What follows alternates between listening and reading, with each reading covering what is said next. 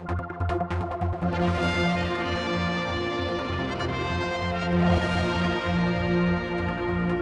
thing though is for doing freight, because you've got just a few lorry drivers on board, but once you start moving into having passengers on, they'll expect a certain level of standard of of service and plushness and all that sort of thing.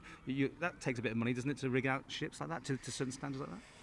Yeah, you're right. That takes it's a level that you have to reach to make passengers happy, to make it attractive. Yeah.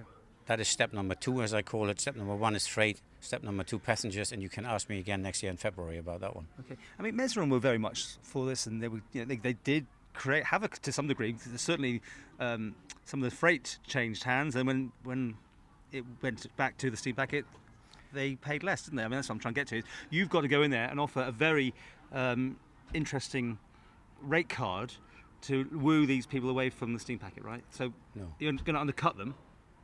Yeah, we will just use our margins that we think is the right margin. We know what the other companies in the Irish Sea are charging, and this is what I will talk about in the presentation as well. So you will see a very clear comparison of the prices. Unfortunately, there was the Office of Fair Trading did a research in 2009, and then they decided not to publish it. And the explanation was because suddenly Mazarin wanted to start a service, and that's why they didn't publish what the freight rates are. But I can tell you they are pretty high. Are you getting any good support from the government? I mean, have you been talking to people there? I mean, or are you doing this completely as a private entrepreneur?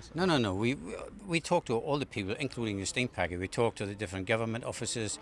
We're talking to the Director of Harbours. We're talking to Department of Economic Development, to all the different departments as much as we can. There are still maybe 1 or 2 we haven't spoken to, either because they had sick kids and stayed at home or something. The lady from tourism, for example, she was not available because she had to look after her kids. So this kind of things. We're talking to everybody because what we want to do transparent. There's no secrecy. Tell the people what we are doing, very open. Well, the steam packet said they're going to have some people in your audience tonight, so they'll be obviously very intrigued. And I think you're going to be making a video recording this for streaming out purposes for those who can't get here. So this is your transparency, is it? To lay it all on the line and... Of course, some things we cannot talk about in public, which is about the clients that we have and how we do the financing, because we had to sign confidentiality agreements, or we signed confidentiality agreements. Certain businesses do not want to be out in the public, and at that moment when we start, people will know who goes with us. Right. Yeah. When will we be doing this interview on board your ship then, on the very first, the maiden sailing? When have you got a timescale exactly for that? Yeah, we will start in October. I mentioned to anybody when they asked me how did you select the date, and said I looked at the calendar and said 1st of October looks good, so that's how we did it. And this vessel can deal with the Irish Sea, because there's not that many of them, I understand, that are really designed for the weather conditions that we can get, and we probably due one of those as well, aren't we? I know where the ship is sailing at the moment, and the weather conditions there are much more worse than here, and it's a seaworthy vessel which has better sea conditions than the Ben McCree. The Ben McCree, if you have been on the Ben McCree during bad weather, she's a pretty wide vessel, and she bounces very heavy into the sea when the sea is head on. Our ship is a bit slimmer and will cut more through the sea. So that will be a definite difference, and therefore we are not so much affected from bad weather. Okay, so you're entering into this fight.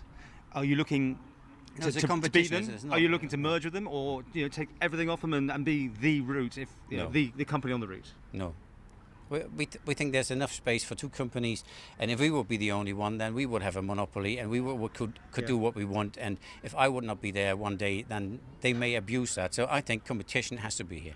Well, they say, and they said it on camera, there isn't enough traffic for 2 companies, and it's been proved by these 2 examples I've thrown at you already. No, these examples were completely wrong, because what Manx Line had certain problems, Mazarin had other problems.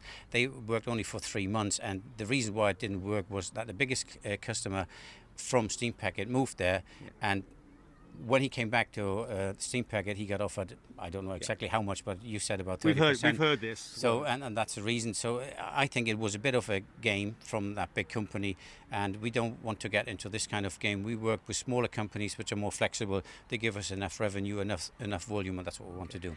Finally, they said like the airport is open skies, but they think maybe there's a case for making it closed skies. Just like this, to keep the sea routes in that same thing, because that's the only way to do this is by working with government and having these user agreements in place to run ships when they're not economically, actively available to do, I suppose, normally in the winter, and not just run them in the summer. You're telling me you're going to be on there especially when you go into doing passengers in TT, you'll carry on, will you? Or we just do passengers at certain times of year when you want to do them when there's more traffic on the routes? We have to see. We have to see what we want to do next year in springtime. We have pretty good plans already. We're talking to a number of companies, and when you look to Ireland, when you look to the UK, there's the potential of people coming over to the Isle of Man is there. It's only not affordable. So we know that people want to go from here to the UK, visit families, friends, bikers want to come over. They cannot afford that. And if I would quote some of the messages, it most probably wouldn't be good for the camera.